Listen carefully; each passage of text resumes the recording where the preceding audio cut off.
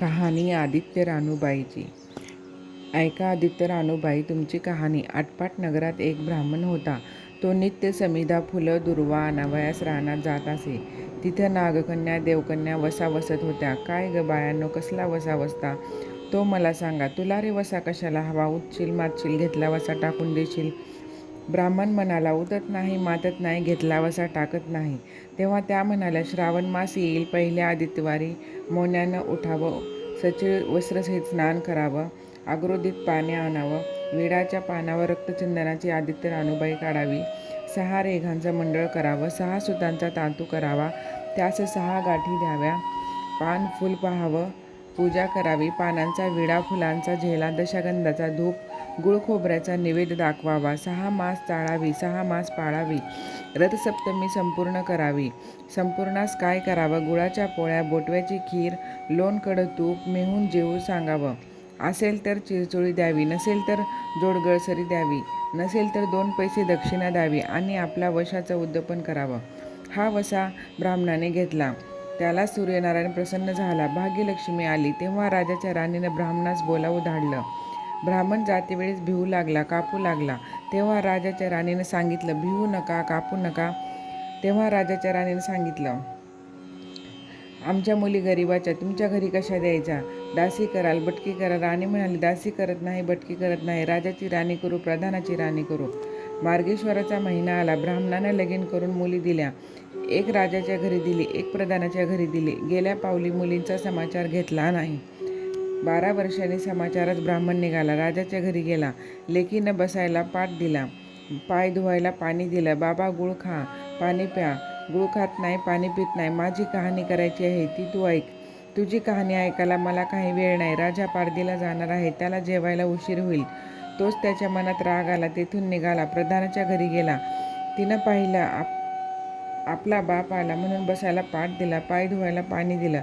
बाबा बाबा गुळ खा, पाणी प्या. गुळ खात नाही, पाणी पित नाही.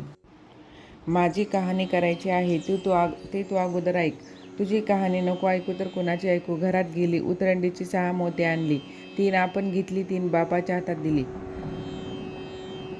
त्यानं मनोभावे कहाणी सांगितली. लेकीनं चित्त भावे ती ऐकली. नंतर जेवून खाऊन बाप आपल्या घरी आला. बायकोनं विचारलं, मुलीचा समाचार कसा आहे? जिनं कहाणी ऐकली नाही ती दरिद्राने पिडली, दुःखानं व्यापली. राजा मुलखावर निघून गेला. जिनं कहाणी ऐकली होती ती भाग्यानं नांदत आहे. इकडे दरिद्री जी झाली तिनं आपल्या लेकास सांगितलं, मावशी घनघोर नांदत आहे, तिकडे जाऊन काही दिलं तर घेऊन ये. पहिल्या आदित्यवारी पहिला मुलगा उठला. तळ्याच्या पाळी जाऊन उभा राहिला. आग दासीनो, तुम्ही दासी कोणाच्या? आम्ही दासी प्रधानाच्या. प्रधानाच्या राणीला जाऊन सांगा, तुमच्या बहिणीचा मुलगा आला आहे. कसा आला आहे, काय आला आहे? फाटकं नेसला आहे, तुटकं पांघरला आहे, तळ्याच्या पाळीला उभा राहिला आहे. परसदासानं घेऊन यायला सांगा. नाहू घातलं, माखू घातलं, पितांबर नेसायला दिला, जेव खाऊ घातलं, पोळा पोखरला, होन मोहरारी भरल्या. बाबा कोठे ठेवू विसरू नको, घरी जतन करून घेऊन जा. वाटेनं आपला जाऊ लागला. तो सूर्यनारायण माळ्याच्या रूपानं आला. हातीची कोळा काढून गेला. घरी नेला. आईने विचारलं, काय रे बाबा, मावशीनं काय दिलं? दैव दिलं, कर्मानं नेलं. कर्माचं फळ पुढं उभं राहिलं. मावशीनं दिलं होतं पण ते सर्व गेलं. पुढं दुसऱ्या आदित्यवारी दुसरा मुलगा गेला. तळ्याच्या पाळी जाऊन उभा राहिला. आग दासीनो, तुम्ही दासी कोणाच्या? आम्ही दासी प्रधानाच्या. प्रधानाच्या राणीला माझा निरोप सांगा. त्यांनी सांगितला. मग प्रधानाच्या राणीनं त्याला घरी नेऊन नाहू माखू घातलं, पितांबर नेसायला दिला, जेव खाऊ घातलं, काठी पोखरून होन मोहराने भरून दिली. बाबा कोठे ठेवू नको, विसरू नको, घरी जतन करून घेऊन जा म्हणून सांगितलं. वाटेत सूर्यनारायण गुराख्याच्या रूपानं आला. हातची काठी काढून घेतली. झालेली गोष्ट राणीला सांगितली. दैव दिलं ते कर्माने नेलं. पुढे तिसऱ्या आदित्यवारी तिसरा मुलगा गेला.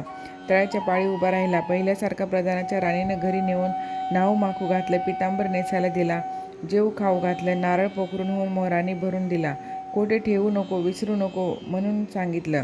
घरी जाताना विहिरीच्या काठी नारळ ठेवून पाणी प्यायला विहिरीत उतरला. तो नारळ गडगडून विहिरीत पडला. घरी गेला. आईने विचारलं, काय रे बाबा, मावशीनं काय दिलं? आई ग, मावशीनं दिलं पण ते दैवानं सर्व बुडालं. चौथ्या आदित्यवारी चौथा मुलगा गेला. तळ्याच्या पाळी उभा राहिला. त्यालाही प्रधानाच्या राणीनं घरी नेऊन नाहू माखू घातलं, पितांबर नेसायला दिला, जेव खाऊ घातलं, त्याला दह्याची शिदोरी होऊन मोहरा घालून बरोबर दिली. सूर्यनारायण घारीच्या रूपानं आला. हातची शिदोरी घेऊन गेला. घरी गेला. आईने विचारलं, काय रे बाबा, मावशीनं काय दिलं? आई ग, मावशीने दिलं, पण दैवाने ते सर्व नेलं. 5वी आदित्यवारी तळ्याच्या पाळी उभी राहिली. दासीने तिचा निरोप तिच्या बहिणीला सांगितला. बहिणीनं तिलाही परसदारानं घरी नेली. न्हाऊ घातली. पाटाव नेसायला दिला. प्रधानाची राणी आदित्यवाराची कहाणी करू लागली. काय वसा करतेस ते मला सांग. बहीण म्हणाली, अगं चांडाळणे, पापीळने बापाची कहाणी ऐकली नाहीस म्हणून तुला दारिद्र्य आलं. राजाच्या राणीने विचारलं, याला उपाय काय करू? तेव्हा तिनं वसा सांगितला. ती बहिणीच्या घरी राहिली. श्रावण मास आला. सांगितल्याप्रमाणे सूर्यनारायणची पूजा केली. इकडे राजाला भाग्य आलं. राजानं बोलावं धाडलं. मावशी मावशी, तुला छत्र आले, चामरं आले, पाईक आले. मला रे पापणीला छत्र कोठून, चामरं कोठून, पाईप कोठून, परवर कोठले? बाहेर जाऊन दाराशी बघतात तो राजा बोलावं आला आहे. राजा आला तसे घरी जायला निघाले. एकमेकींना बहिणीने आहेर केले. वाटेने जाऊ लागले. तो पहिल्या मजले स्वयंपाक केला. राजाला वाढलं, मुलांना वाढलं, आपलं पान वाढून घेतलं. तेव्हा कहाणीची आठवण झाली. करारे अहंकार पिटारे डांगराला, नगरात कोणी उपाशी आहे गायचा शोध करा. उपाशी नाही, काही नाही. वाटेनं एक मोळी विक्या जात आहे. त्याला म्हणाले, आमच्या बाईची कहाणी ऐकायला ये. तुझ्या बाईची कहाणी ऐकून मला काय फळ? माझं पोट भरलं पाहिजे. असं म्हणून तो राणीकडे आला. तशी 6 मोती राणीच घेऊन 3 त्याला दिली व 3 आपल्या हातात ठेवली.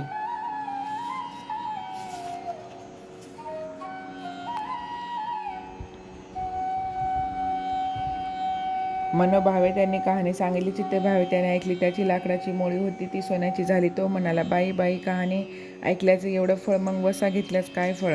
काय वसा आहे तो मला सांगा. तुला रे वसा कशाला हवा? उठशील, मातशील, घेतला वसा टाकून देशील. उतत नाही, मातत नाही, घेतला वसा टाकीत नाही. तेव्हा वसा राणीनं सांगितला. पुढं दुसऱ्या मजलीस गेली. स्वयंपाक केला. राजाला वाढलं, मुलांना वाढलं, आपलं पान वाढून घेतलं. तेव्हा कहाणीची आठवण झाली. करारे अहंकारे पिटारे डांगर, नगरात कोणी उपाशी आहे का शोध करा. उपाशी नाही, काही नाही. मळाचा मळा पिकत नाही, विहिरीला पाणी लागत नाही. असा एक माळी चिंतेने बसला आहे. त्याला हाक मारली, आमच्या बाईची कहाणी ऐक. तो आला. राणीने 6 मोती घेऊन 3 आपण घेतली. 3 माळ्याला दिली. राणीने कहाणी मनोभावे सांगितली. चित्तभावे माळ्याने ऐकली. मळाचा मळा पिकू लागला, विहिरीला पाणी आलं. तो म्हणाला, बाई कहाणी ऐकल्याचं एवढं फळ, मग वसा घेतल्याचं काय फळ? काय वसा असेल मला सांगा. मग राणीने त्याला वसा सांगितला. पुढे तिसऱ्या मजले स्वयंपाक केला. राजाला वाढलं, मुलांना वाढलं, आपलं पाणी वाढून घेतलं. तेव्हा कहाणीची आठवण झाली. करारे अहंकारे पिटारे डांगर, नगरात कोणी उपाशी आहे का शोध करा.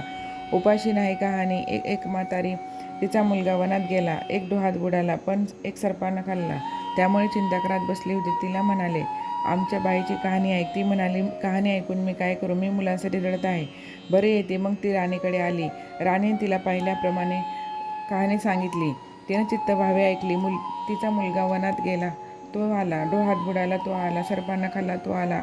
ती म्हणाली, बाई कहाणी ऐकल्याचं एवढं फळ, मग वसा घेतल्याचं काय फळ? काय वसा असेल तो मला सांगा, मीही करीन. तिला वसा सांगितलं. पुढं 4थ्या मजलेस गेली. स्वयंपाक केला. राजाला वाढलं, मुलांना वाढलं, आपलं पान वाढून घेतलं. तेव्हा कहाणीची आठवण झाली. करारे अहंकारे पिटारे डांगर, नगरात कोणी उपाशी एकाचा शोध करा. उपाशी नाही, काही नाही. काना डोळा, मासाचा गोळा, हात पाय नाही, असा एक मनुष्य रस्त्यामध्ये होता. त्याच्या अंगावर तांब्याभर पाणी ओतलं. पालता होता ते सरळ केला. 6 मोती होती. 3 मोती त्याच्या बिंबीवर ठेवली. 3 मोती आपण घेतली. राणीनं मनोभावे कथा सांगितली. ती त्याने ऐकली. त्याला हात पाय आले, देह दिव्य झाला. तो म्हणाला, कहाणी ऐकल्याचं एवढं फळ, मग वसा घेतल्याचं काय फळ? काय वसा असेल मला सांगा. मग राणीनं त्याला वसा सांगितला.